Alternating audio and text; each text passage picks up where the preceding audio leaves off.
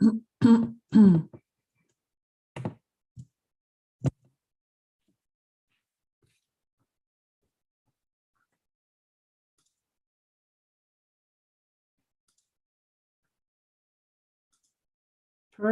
perfect. All right. Well, good afternoon, everyone. My name is Annabelle Pacheco, and I am an investor. I'm a real estate broker. I've been in business for 24 years, and I am currently a part of a global real estate company called eXp Realty.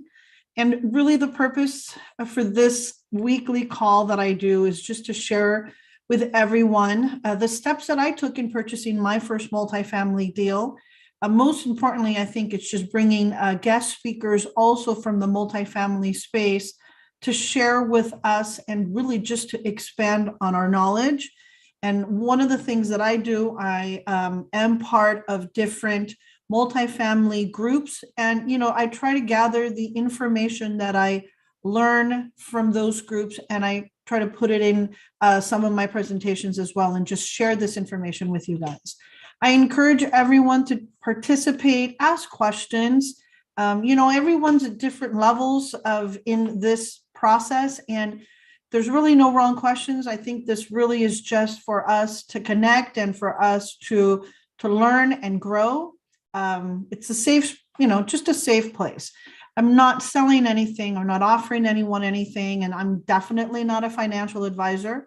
So, anything that I say, it's been my personal experience, it's what I've gone through, and I'm just really just sharing my story and my journey with everyone on this call.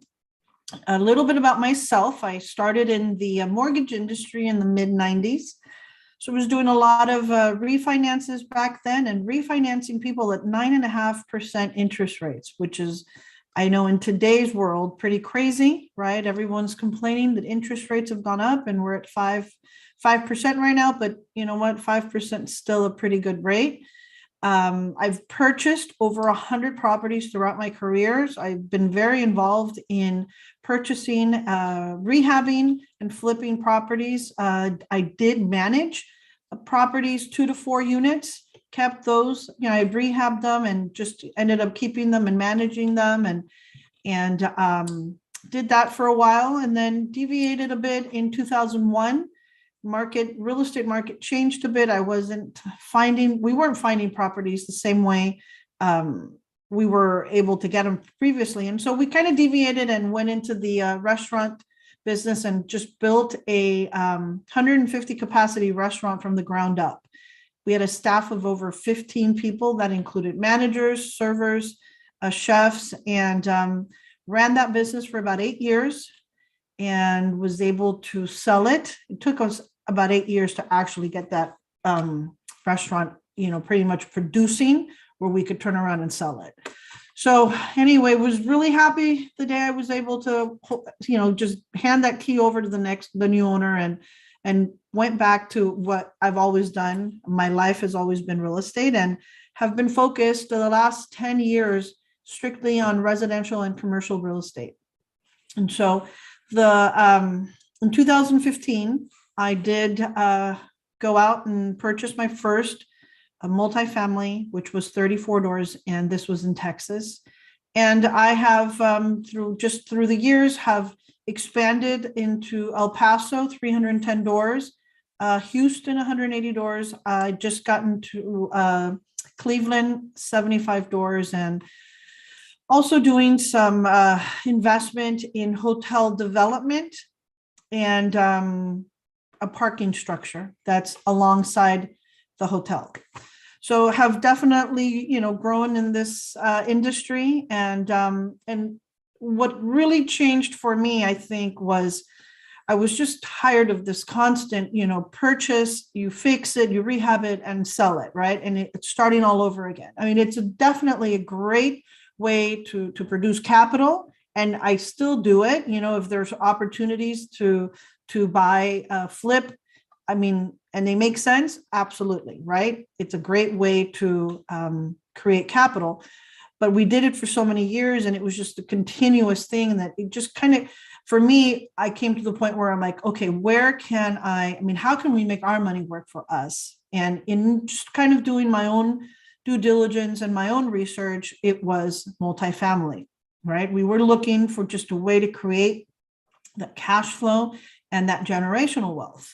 And I've listed a couple of the reasons why I feel that for us, it was just a great way to go the multifamily route.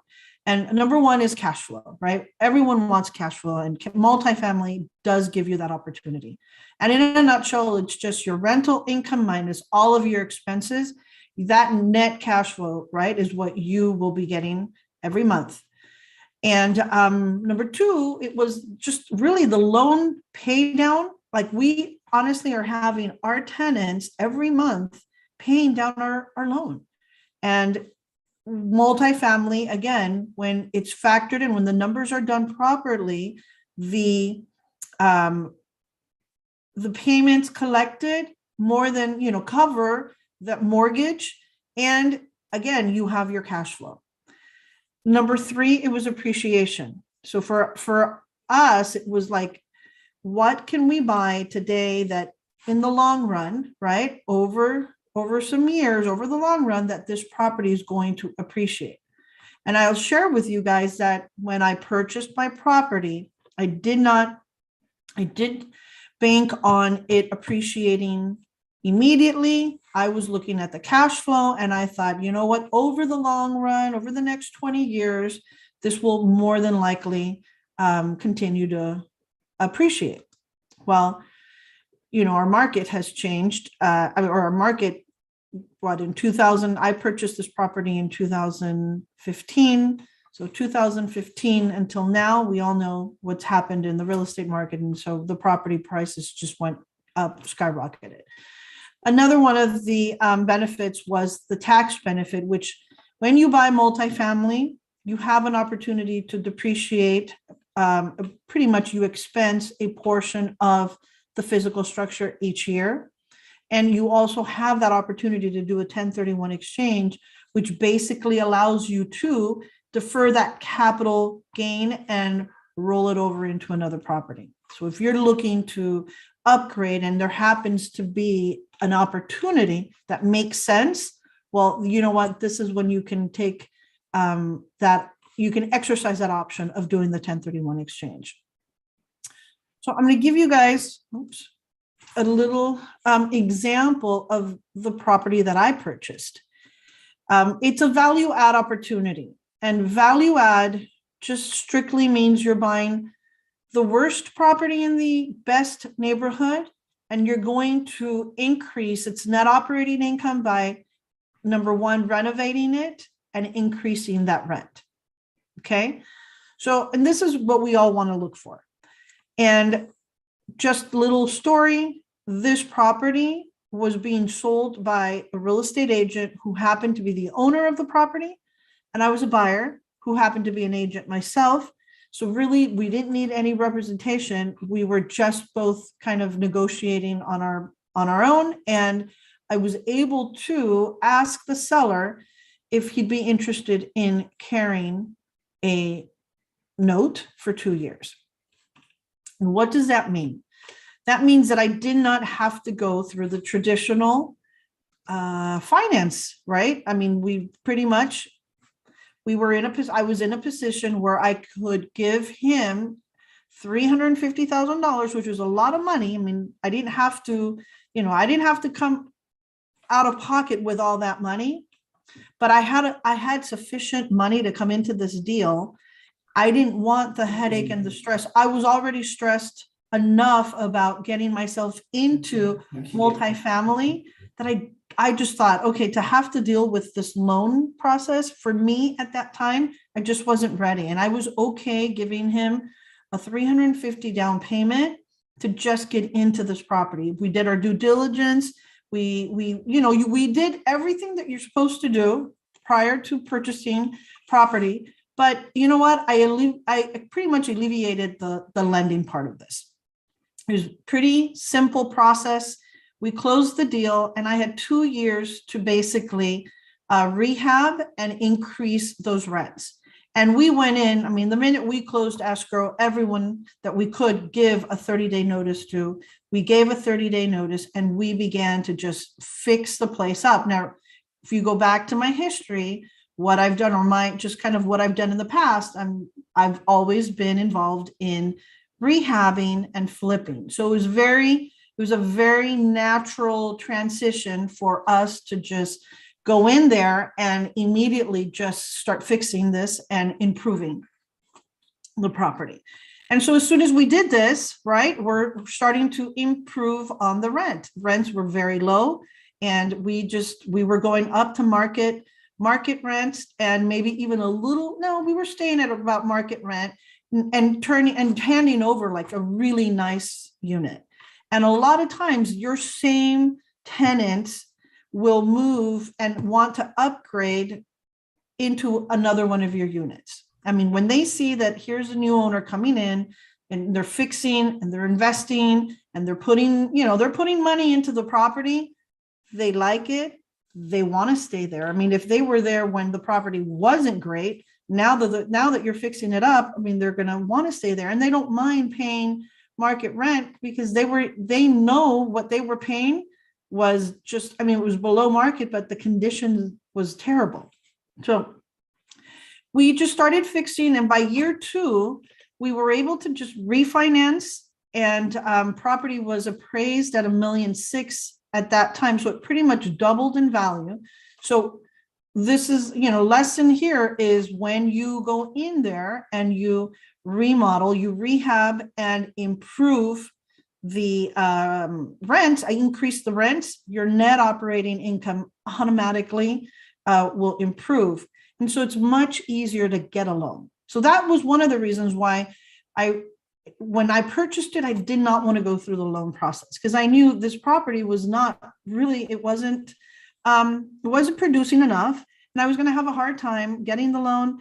Wanted to just eliminate that, go in, do what I needed to do and what we know how to do it fast, refinance, pay him off. And you know what? We did well. So pretty much we got about $1 million of our money back out of this property. And today's value is $2.8 million. And this happened in 6 years, 7 years. So we did, I mean, pretty good on this property.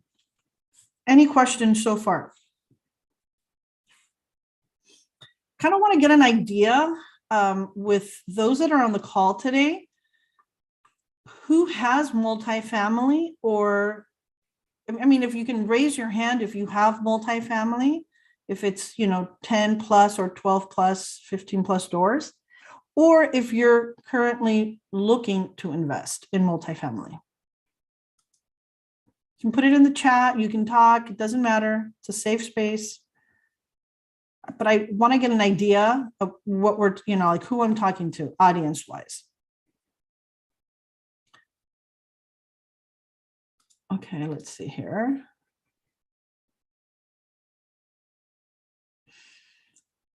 Michael, how do you know if a multifamily deal is a good deal? Well, you definitely have to study, review the numbers of the property, right? And so when I can give you an example of my property here, the numbers were really low, right? Now we study the market. How do you study the market? You're looking at you're becoming familiar with rents of other units or complexes near the area, right? So you now have an idea what a 1-bedroom is going for, what a 2-bedroom is going for.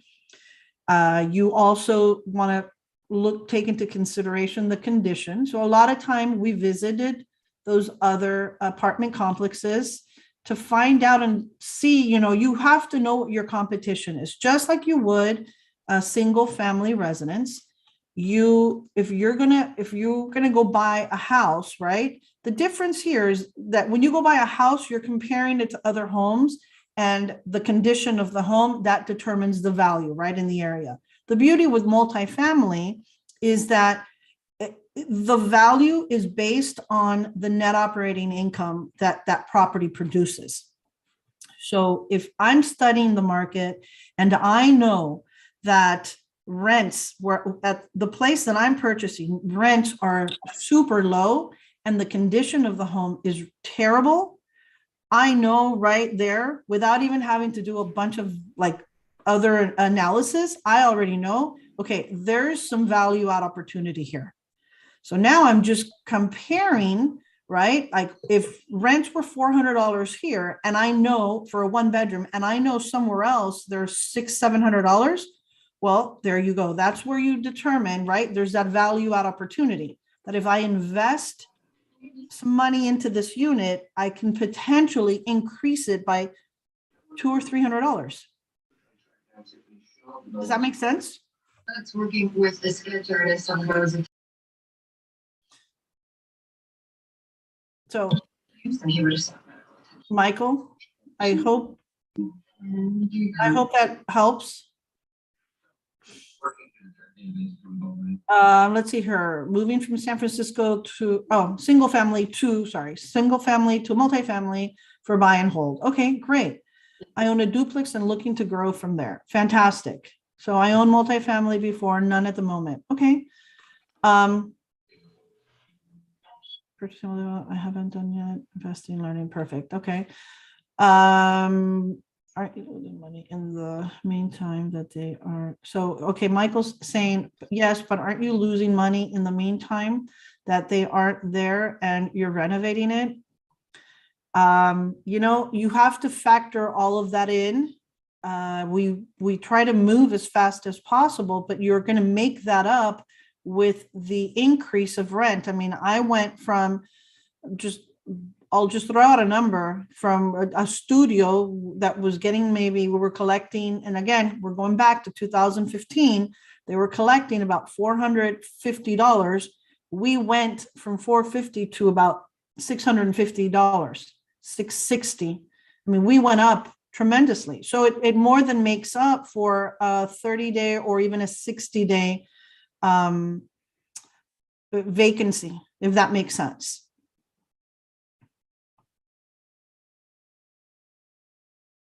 So we're looking at the big picture here. Yes, we have to look at the big picture, and that was just one unit, right? Here, I knew I had at least 34 doors that I knew that I could value add. All of them had value add opportunity, and that's what you want to look at. What kind of finance documents is the bank looking for when you purchase or you refi? Well, once you refi, you now have a property that is producing, and you will provide those you're going to provide all the rental agreements. They're going to want to see new rental agreements. They're going to want to see your T12. They're going to want to see a rent roll. They're going to look at all of that, and if you're going to show that this property has been producing very well, let's say the last 2 years, let's say the last 18 months, right? I mean, you have no problems getting a loan. But if your property is not producing, you do have a problem getting a loan. It's a lot harder to get that loan. Does the bank look at personal income or just building income? The bank, it depends on the type of loan that you get. I got a non-recourse loan. They look at the properties, they look at what the property produces, but you as an owner also have to have the experience in managing property. You have to have the assets, right, that make you a strong, you're not qualifying, quote unquote, based on your credit, but you're qualifying based on your knowledge and your worth.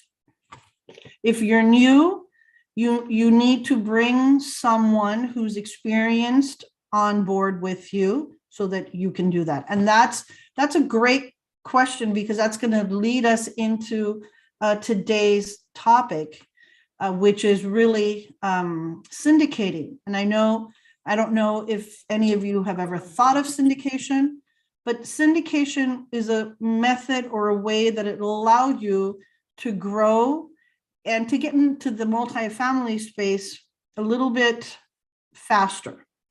Now, 6-7 years ago, 10 years ago, you would have asked me if I would be interested in syndicating. I would have said, no way. I want to do this on my own. I just want to kind of control the situation, do my thing, and I'm happy that way. As I've learned and just become much more knowledgeable of the multifamily space, it's very competitive. And in order to grow and to get yourself out there, you need to really partner up with other people.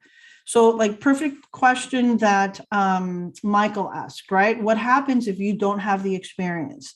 How do you even get yourself? Maybe you have the money, but you don't have the experience. You have to bring someone that is experienced on board with you in order to be able to do this on your own. I mean, or you're going to have to partner up. You make whatever agreements with that person, but you have to partner up with someone.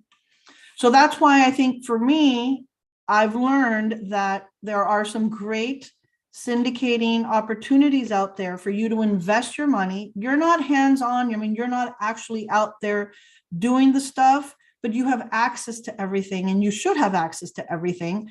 And it's just a good way for you to be able to just leverage and invest and grow much faster. Okay.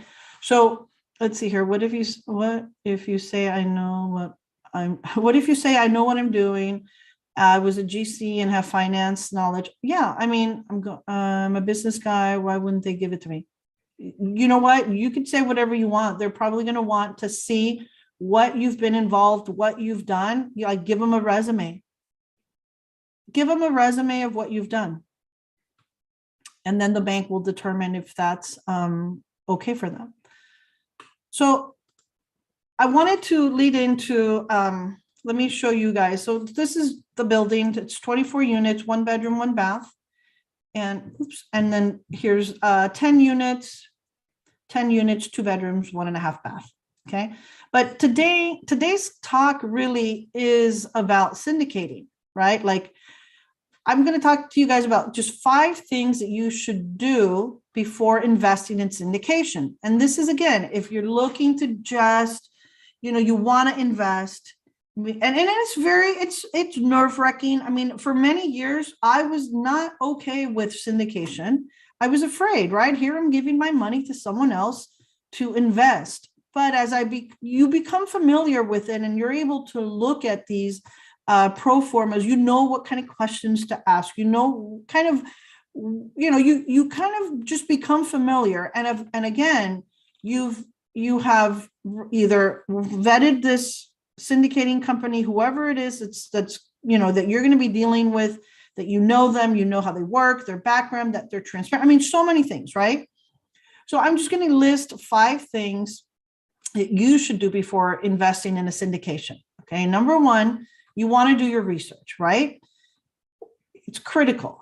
And the best way to do this is you're going to self-educate yourself and do a lot of research. You'll listen to podcasts, read books, and join different groups. There's tons of groups on Facebook.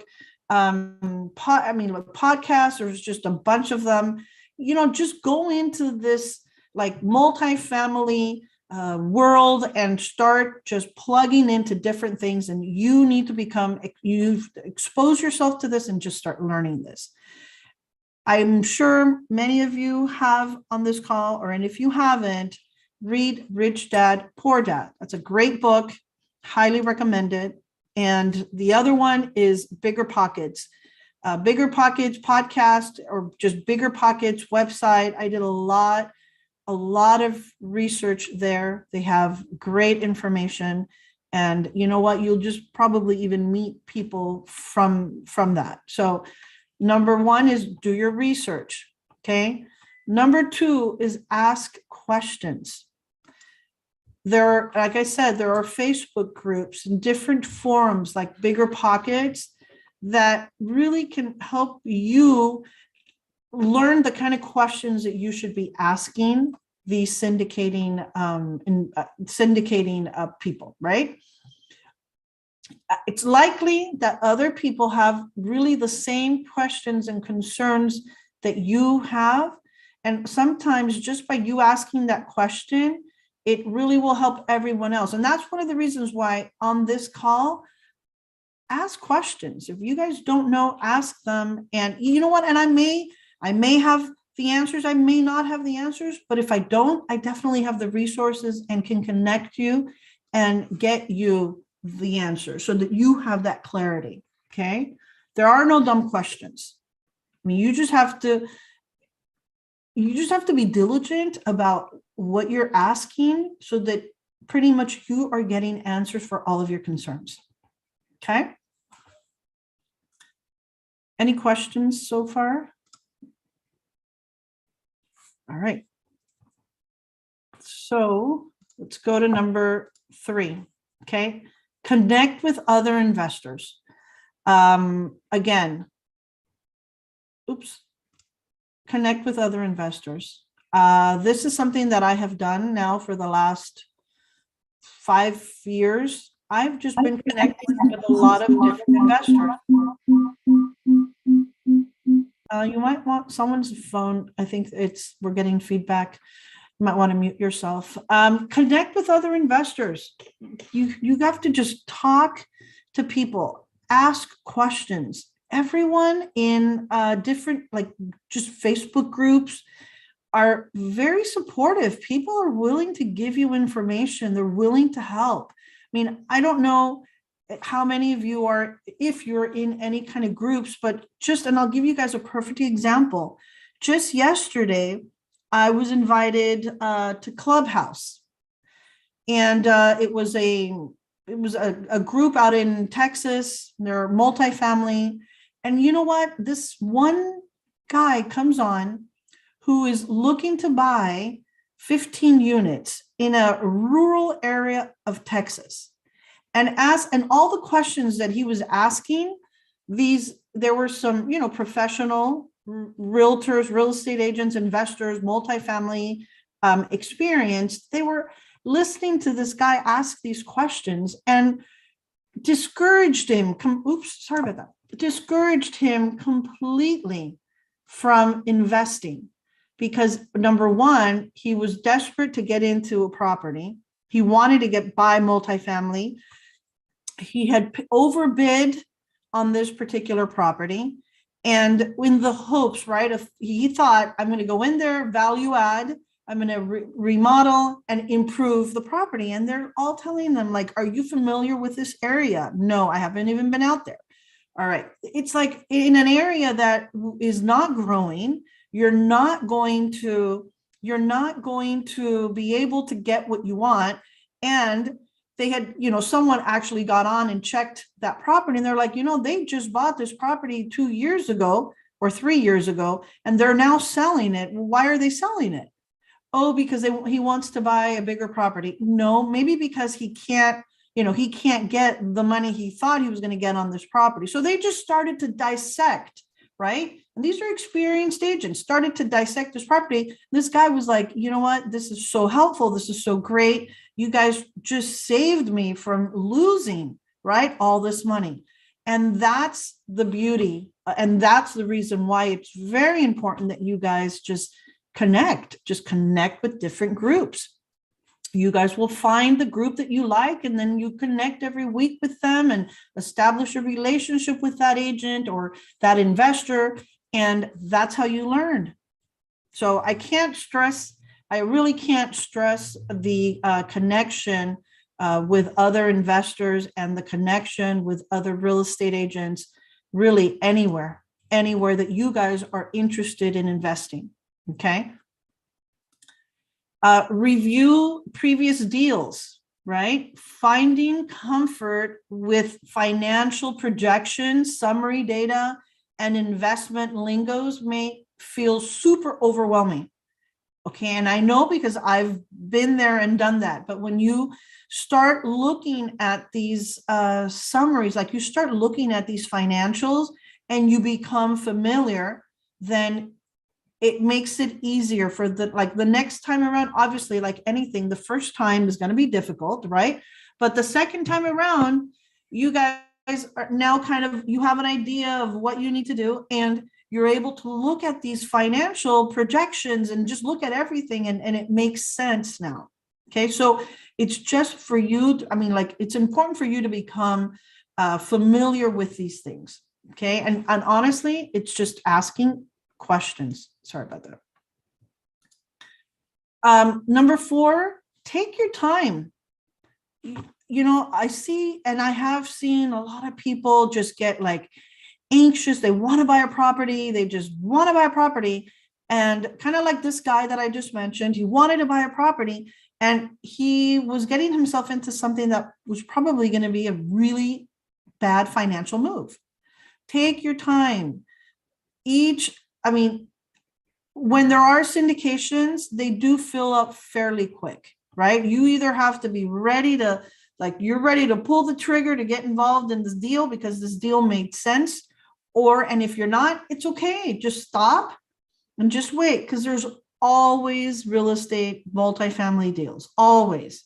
Okay. There's always going to be another opportunity. I just think what's important is that you need to be in a position where you feel comfortable enough that you've selected the right person that you want to work with, and that you're confident about the deal. Like, you understand the deal you're getting involved in and you feel comfortable moving forward.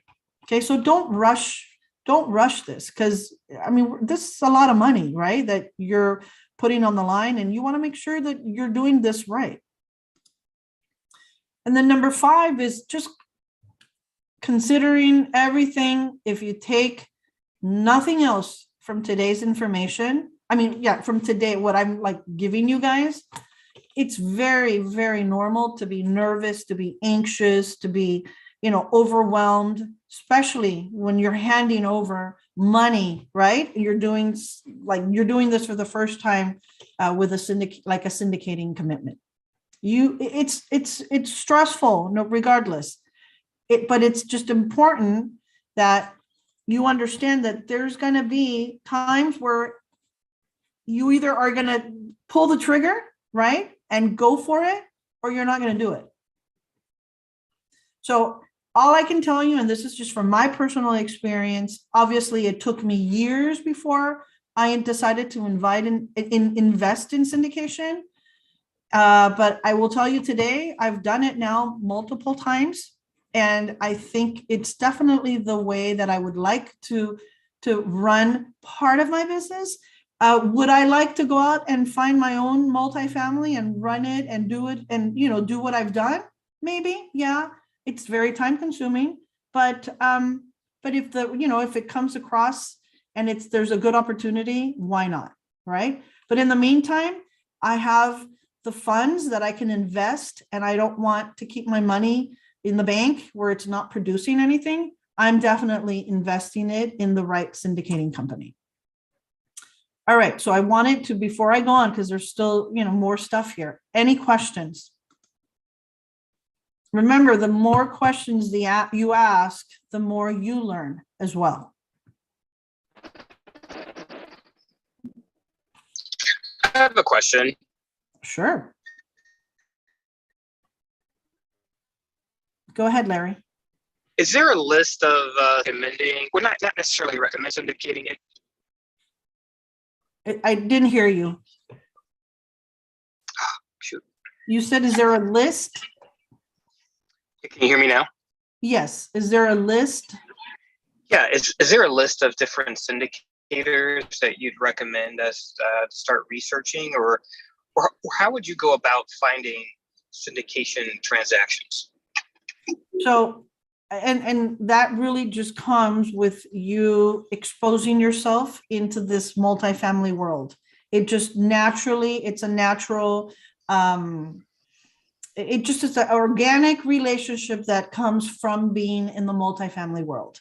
You meet people, you talk to people, there's a ton of them. And again, I can give you referrals of those that I have personally invested with.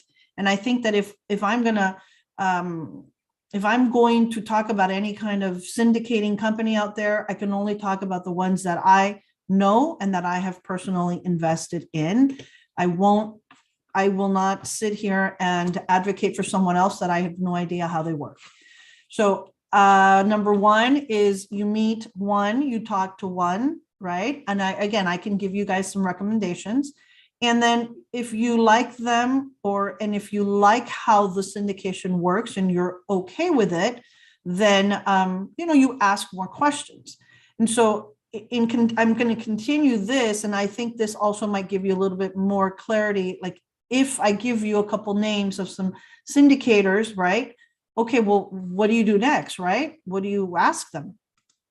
So here are some questions. And these questions come from people that are in the business, like, just all of us that are interested in investing in syndication. And pretty much all they've done is someone said, all right, what kind of questions do we ask? And you know what? I wanted to share this with you guys because I think this is really important. So you track record of sponsors verified by a passive investor in each deal. Okay. So you ask them, so who has sponsored you? Who can I talk to? Get like referrals of people that have invested, right? That are not their best friends, obviously, right? We want to get different people. Good question that came up, and this really makes sense. Like what happened right during COVID? Did they actually make distributions during that hold period, or did they happen to come out ahead because of the cap rate compression? And these questions, as you ask these questions, Larry, you will become like, you'll start building your own picture. Like you'll create your own picture based on this, because it'll make you feel comfortable, right? Like COVID, did they actually like make distributions to the investors, or did they stop making those distributions? Right? And why did they stop? What happened? Right? Like you just want to ask those questions. Experience of the asset management team in running what type of property in that specific submarket, right? Who are the boots on the ground, a person there, or are they running this remotely? Because that's important. You really want to know, is this, okay, I'm going to give this person my money. Now, is he really there? Is he like boots on the ground, or does he have a remote operations? And again, there's nothing wrong with being remote as long as you're getting all the right answers, right?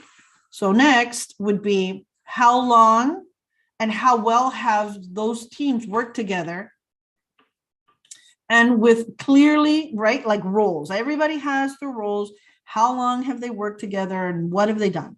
And I can tell you on one deal that I went in, the management company, they replaced the management company.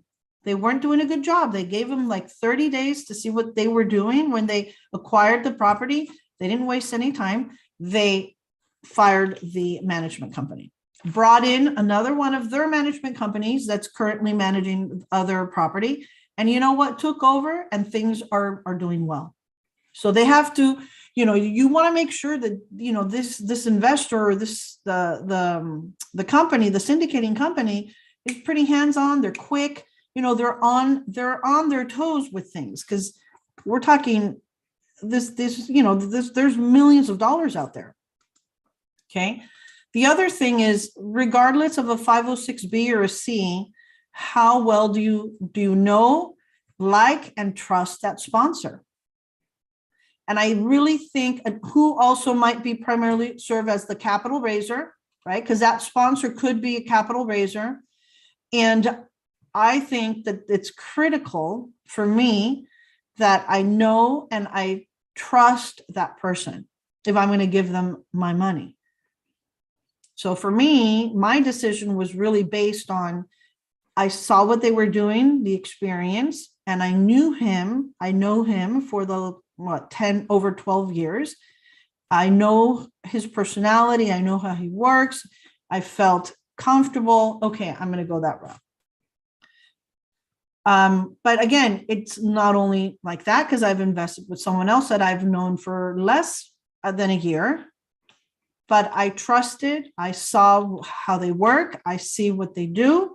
I like what they do. I felt comfortable with the deal. I looked at it myself, so it's just I mean, you can't, there's so many ways of you being able to say, I'm going to go ahead and invest with this particular company. Is the deal very heavy fee up front with huge acquisition fees to where the sponsors have no skin in the game after taking their fees when the deal closes? Now, this is important. Different syndication companies, there's different people had different fees. So again, at the end of the day, when you're looking at your deals, you're looking at what are they charging for those acquisition fees, right? What are they charging for not only the acquisition fee, but when they sell the properties? I mean, so there's just different things that you want to become familiar with so that you're aware when you invest, you know kind of where that money is going and how that money is going to be distributed.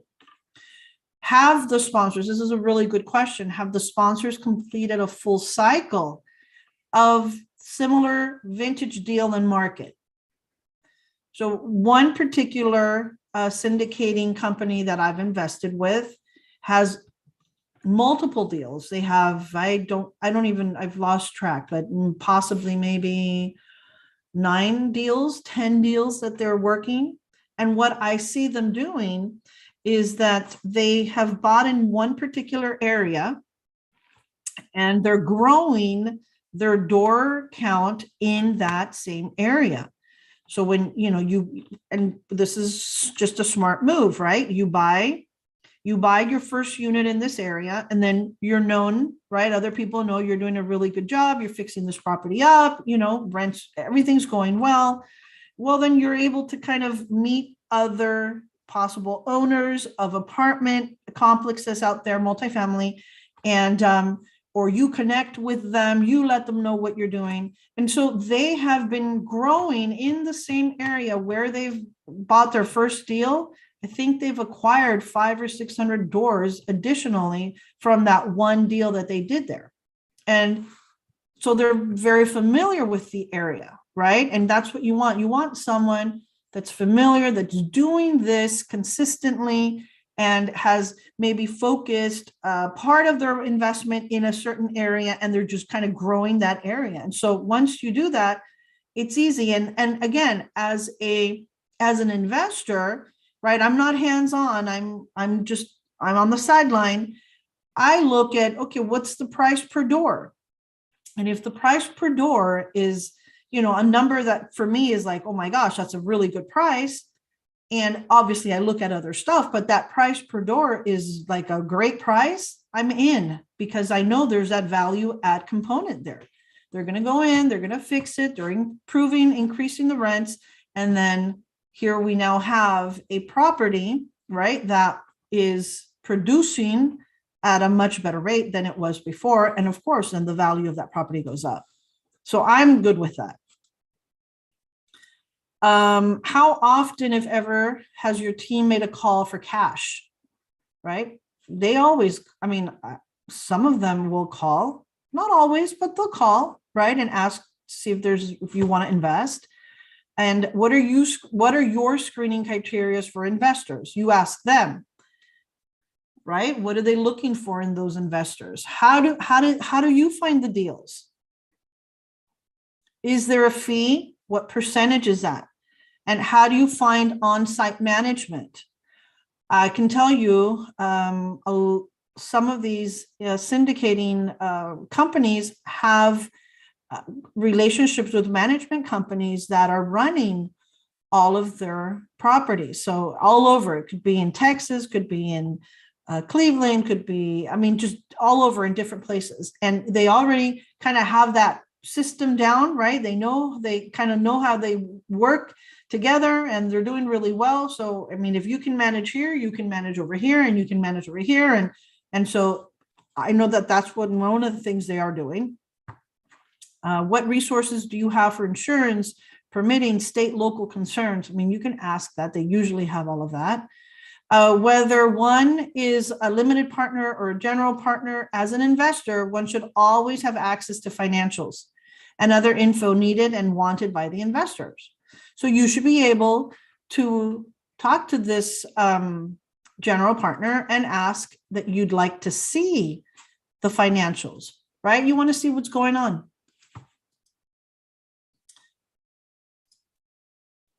And I think this is huge. How transparent are the sponsors in sharing the financials of the deal, right? If they are giving, and I'm assuming that you would ask this question before you actually give the money. You'd say, how easy will that access be to the financials if I decide I want to see them, 6 months into the deal? And if they say, yeah, sure, no problem, we'll definitely share them with you. All right, that's good. And then when 6 months come, ask them. Do they make it easy to get access information that you want and need? So, and this is important because I have asked sometimes, like the first deal that I did, and probably, I don't know if other people had asked, but again, this was my first time and I was nervous and I was afraid. I asked to see the closing statement that they actually were the buyers of this property. And they almost kind of freaked out because they're like, what? Nobody's ever asked me that. Yeah, well, how do I know that you're actually buying this property? And at first, I think they kind of one of them got a little, I don't even know what the word was, like almost kind of insulted. But then afterwards, I think, I was really concerned. I thought, what if I'm giving money to someone that's not the owner of this property, right? And so anyway, they sent over everything I got to see and compare. And was I really trying to look at all the nitty gritty numbers? No, I just wanted to make sure that they were indeed the entity purchasing this property, and I did, and we got it. So I like that, right? They performed, they gave me what I needed to have my peace of mind, and I invested with them. So sometimes, you have to ask those hard questions. Maybe it's uncomfortable for you, but you're putting money. I mean, we're talking, there's a lot of money on the line here. And so you just want to make sure that you have that peace of mind. Another question is, how is the deal structured, right? The hold terms, return on capital, the return of the capital. How's the reputation of the sponsors as far as integrity and moral values? Do their values align with mine? Those are just, these are questions. And obviously, like return on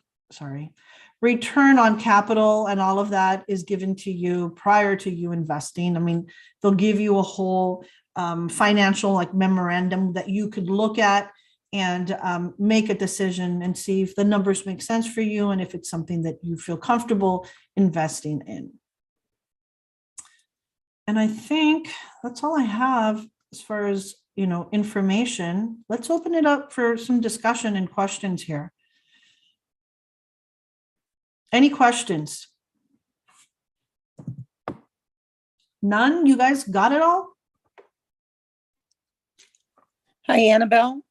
This is Sandy Hope. Hi, Sandy. Hi, I just want to first of all thank you for sharing all this information with us, and congrats on all the success that you've had. I'm actually just entering into this, been in the corporate world a long time, actually doing this with my son who is 26. Nice. And and so, I know he's more interested in the multifamily buildings. Right now we're just looking at probably starting out with doing something, hopefully like wholesaling first, kind of get the lay of the land, and then from there, I recently retired, so I'm just looking for something to do because I'm a workaholic.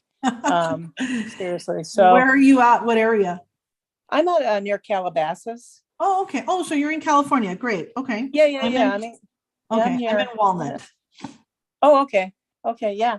So, how are you guys planning to get these multifamily? Like, what's your strategy there? How do you want to wholesale them? Yeah, I mean, right now we're kind of really focusing and looking at prop for properties just to do wholesaling because we're kind of trying to get our feet wet. Uh-huh. Um, and so right now, just using the normal systems that you use. I mean, yesterday I heard a little bit about going to obviously Facebook or just some of these different websites. Mhm. I use a couple of the systems out there that were recommended, which I think it's Repro and what's the other one? Oh, I can't think of it, but it's a well-known one. And Pro Streams, or Prop Stream, Prop Stream. So Mhm. just kind of looking and trying to figure out what would even qualify as a good potential property, right? Looking more for distressed properties. Anyways, the point is that I'm over here. We're starting this out, but it's real refreshing to hear someone like you that has been very successful at it, and and again, I just appreciate you sharing all your details with all of us. Thank you. I appreciate. I mean, thank you very much. And really, I do this. I mean, one of the reasons why I do this is, it forces me to also learn and just stay updated with stuff that's going on. Sure. And that's why I do it. And then it just gives me an opportunity to share it with you guys, right? It reiterates everything that I'm learning, and I'm just sharing it with you guys. And if out of this you guys ever need any kind of assistance or help, well, feel free to reach out to me, right? I mean, Yeah. if that's the whole point of this is networking, connecting. I may not be in a position to maybe buy now, but I know someone that is, and I can connect you guys, right? Or I can connect someone that you might need help with. And that's really what this platform is for.